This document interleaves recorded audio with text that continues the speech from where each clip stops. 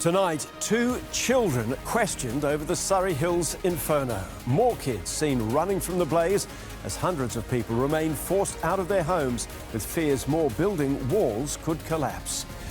Heartbroken and angry by the family of the man shot dead by police in North Willoughby say he didn't have to die.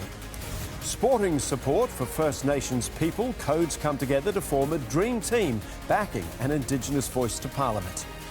A win for locals in Surrey Hills after years of overcrowding across Camden. Work finally begins on a new school. The countdown is nearly over, just an hour to go until it is lights on for Vivid 2023. And trouble for the Blues ahead of Origin 1 with key enforcer Payne Haas injured in a training accident.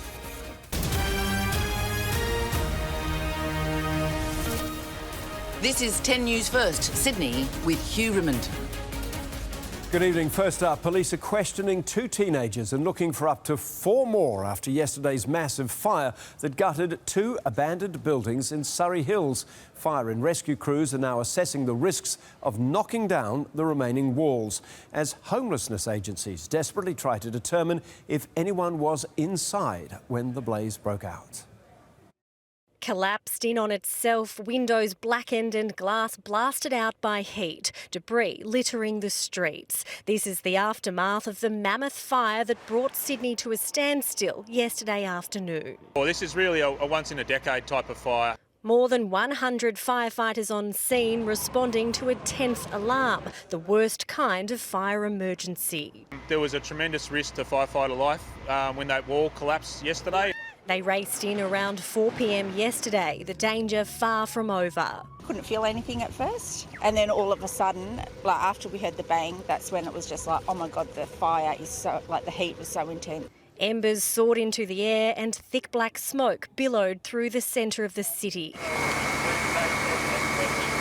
Child suspects questioned by police after we first reported eyewitness accounts last night. There were some of our staff who said they saw kids doing something with a mattress there, lighting it, setting it on fire. I can confirm that last night 2 young people handed themselves in at 2 separate police stations.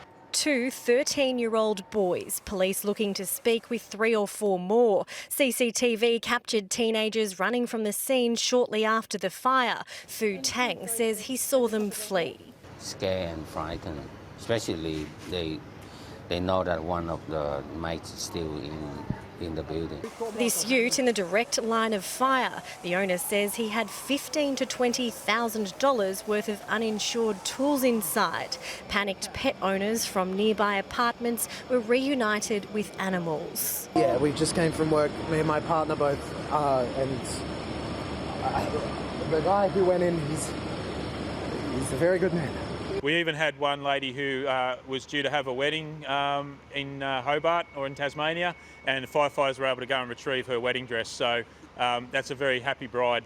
The buildings were abandoned, but a home for some. Homeless advocates now desperately trying to ensure everyone is accounted for. This lady said that they'd been staying in there for 6 months and that there were other 30 people, mostly elderly, old homeless men, that were a floor above them. 2 other people that we'd like to just track down and just confirm that they are safe and well. Originally a hat factory, there were plans for the Randall Street site to become a luxurious hotel. The instant I saw it, I knew exactly which building it was, and my heart just sank. I couldn't believe it. Developers remain hopeful some of the building can be salvaged. That will be for fire and rescue to decide. Well, let's bring in our reporter Sarah Naven now, who's in Surrey Hills for us tonight. Sarah, when will those residents in nearby buildings be allowed back into their homes? Hugh, for now, 2 buildings near those destroyed remain evacuated with their power switched off. They are apartment blocks in Randall and Chalmers Street. Residents are able to go inside to access belongings with the assistance of police, and they are asked to register with the Red Cross service Find Reunite so that they can stay updated. Firefighters are yet to access the fire site. They're still waiting on information about risk from engineers. There is major structural damage and firefighters aren't ruling out having to knock down some of those remaining walls as there's just huge cracks through the brickwork and concern that they may come down on their own. OK, Sarah Navan, thank you so much. The heartbroken family of Steve Pampalian, who was shot dead by police outside his North Willoughby home yesterday, have described the 41-year-old as a gentle giant. An investigation is underway into the officer's actions, but his loved ones say he didn't need to die. A heartbroken brother struggling to comprehend the incidents that led to Steve Pampalian being gunned down by police at his home in Willoughby. So, this is going to be a lot harder than I thought. It doesn't make a lot of sense. Eddie speaking for the first time on behalf of the entire family, describing Steve as a gentle giant with a kind soul. He's too gentle, he's too caring, he's too non-confrontational. Police opened fire around midday yesterday after multiple reports of erratic behaviour. Steve allegedly threatened neighbours with 2 knives before coming at officers who arrived on scene, which resulted in them firing the fatal shot. It was in the news before they did.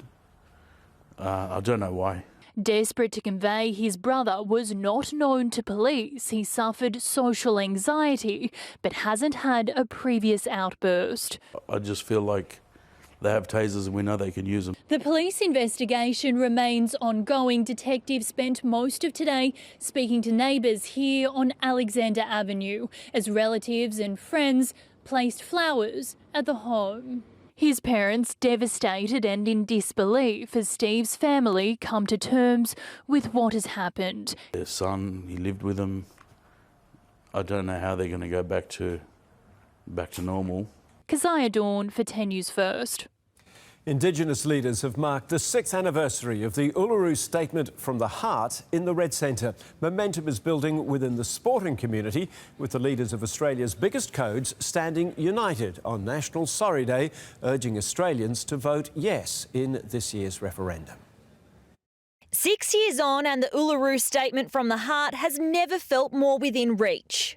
We invite you all to walk further on the journey for a better future for Australia. As the government... The momentum and the feeling behind the referendum is just enormous. The Voice working group... If we're at the table when laws and policies are made about our lives, then it's likely to lead to better outcomes, better laws, better policies. Right now, we're not at the table. And sporting codes. It's going to be a defining moment, for generations to come. Rally together, calling on Australians to get behind the Indigenous Voice to Parliament. Today, 24 sports organisations across 2 major cities uniting with one voice. It's a significant issue that we're facing, all Australians. And obviously sport's a unifying factor. It doesn't matter. It doesn't, doesn't discriminate, with your gender or your culture or your colour. This is the brink of history. Polling released over the last week and a half has shown a sharp drop in the yes vote, but it's still in a winning position over the no side. It's prompted the opposition to ramp up its attack. Shouting at Australians, telling them that because they don't support the Voice, that somehow they're racist or they're not interested in supporting Indigenous Australians, it's counterproductive.